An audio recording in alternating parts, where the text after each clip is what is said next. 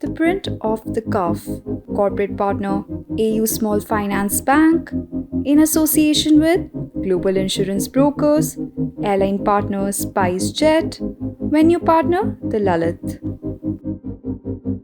Prashant Kishor, let me ask you the first question. वो मैं English में भी पूछूंगा और हिंदी में भी पूछूंगा कि हिंदी में मुझे बेटर समझ आ जाएगी, right? So बिल्कुल. So for my comprehension, just who are you? आप कौन है? आप क्या चीज़ हो? आपको कैसे, अभी उन्होंने बोला पॉलिटिकल एनालिस्ट, कुछ बोला consultant, but how do I describe you to an audience? How do I describe you to this country which has 1 billion political pundits? I myself debate this question, how do I describe myself in this space? Because to many, this space never existed. When I came, I did not came with this idea that I am somebody who is going to create this space or I am going to be somebody in this space. तो ये जितने सारे ये words जो jargons हैं, इन्होंने political consultant कहा, किसी ने पॉलिटिकल स्ट्रेटेजिस्ट लोग कहते हैं. I never ever thought that I would be addressed with any one of these phrases, and I don't see myself in this role. But the work I do probably gets fitted and probably gets captured with some of these phrases. I see myself as the political aid to the politicians who choose to work with me in the context and settings of elections and beyond. मैं अपने आप को राजनीतिक सहयोगी ही मानता हूँ. Political consultant और political strategist जो है ये लफेबाजी है. इसका ना कोई स्कोप है, ना इसका कोई, it doesn't have a substantive legs,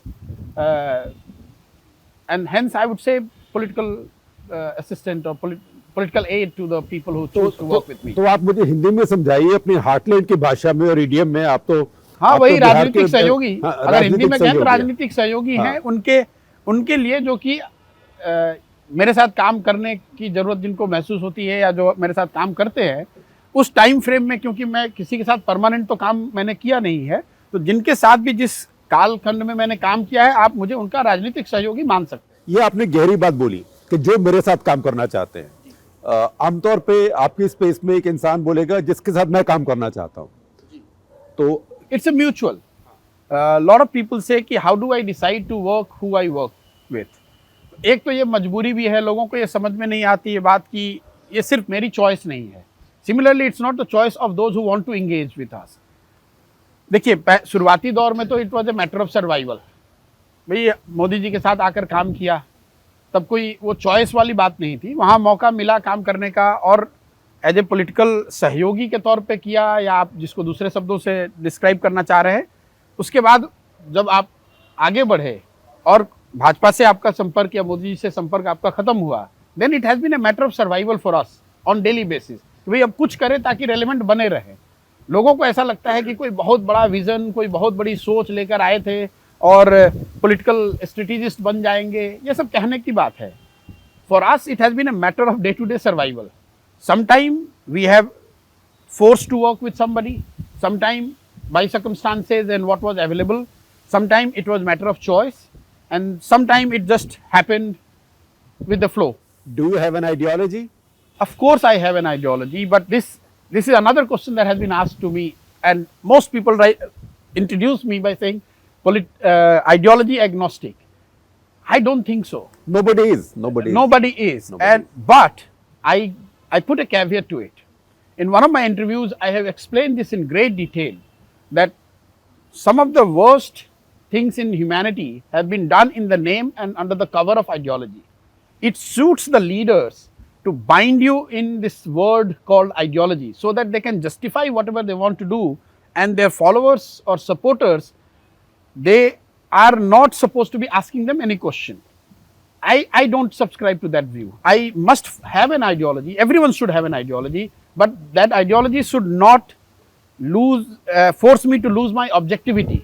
अब आप समझिए, भाजपा की आइडियोलॉजी में बिलीव करते हैं, तो जो भाजपा के लीडर हैं वो तो यही चाहेंगे कि अगर रोड पे लिंचिंग भी हो रही है तो आप उसको सपोर्ट करो. अगर आप नहीं करेंगे तो आपको कहेंगे कि भाई आपकी तो कोई आइडियोलॉजी नहीं है, आपका आइडियोलॉजी में भरोसा नहीं है. Similarly, it applies to Congress or communists. If suppose communists were ruling West Bengal or other states, And if they did not deliver good, as a young person, or I think I retain my right to object, even if I believe in communism. लेकिन जो communist leader हैं, in the name of ideology, they don't want to give you that liberty, and that is where my objection is.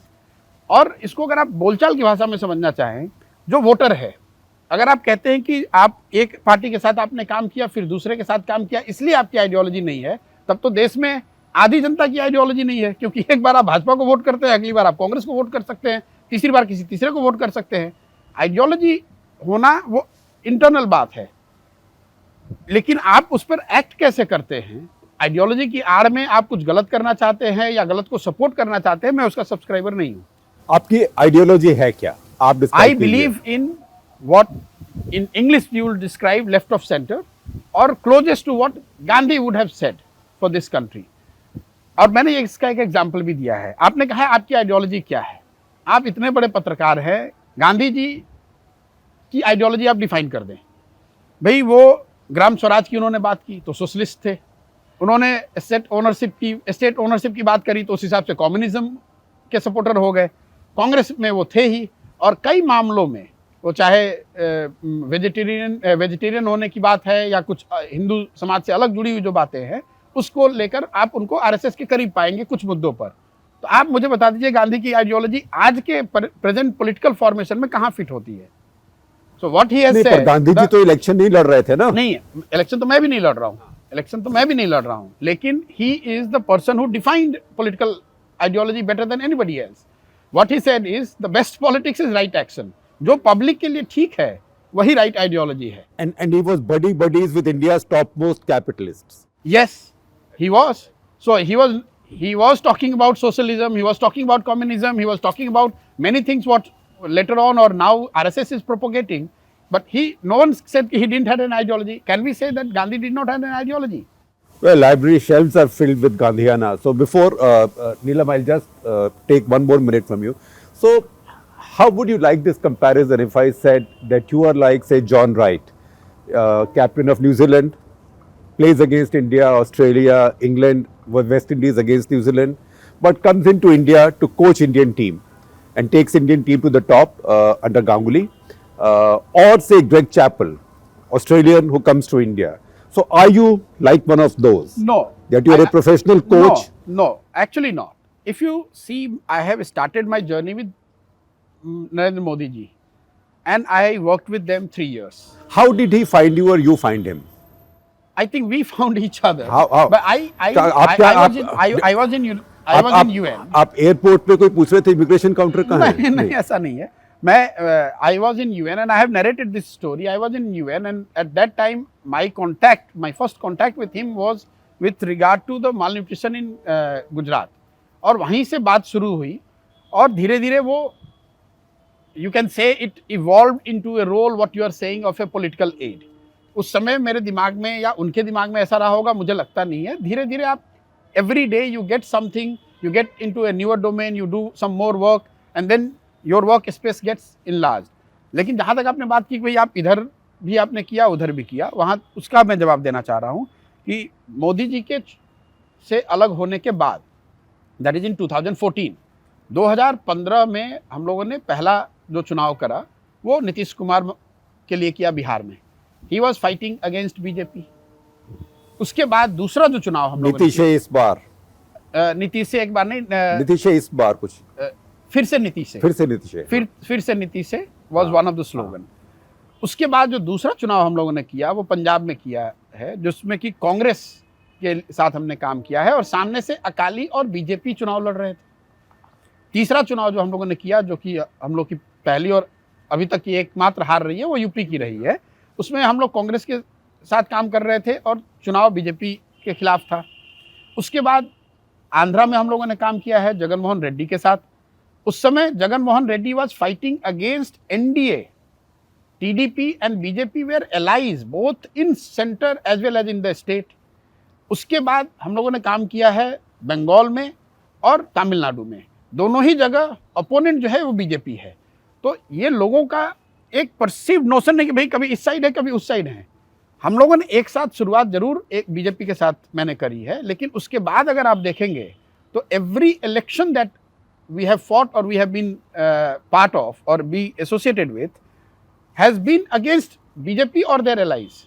अब आप इसको देखना नहीं चाहते हैं क्योंकि आपने एक दिमाग में एक धारणा बना रखी है, तो मैं उसके लिए क्या कर सकता हूँ? आप लिखते रहिए जो लिखना है। तो नीरव अगला सवाल पूछेंगे, लेकिन मैं सिर्फ इतना बताना चाहता हूँ कि पिछले कुछ दिनों से ये कांग्रेस के लोग कुछ बता रहे हैं कि भाई ये तो बीजेपी के एजेंट हैं। अब बीजेपी इतनी होशियार पार्टी है, माताहारी, हाँ, कि बीजेपी ने अपने एजेंट को बंगाल में लगा दिया इसलिए कि बीजेपी को हरा दिया जाए।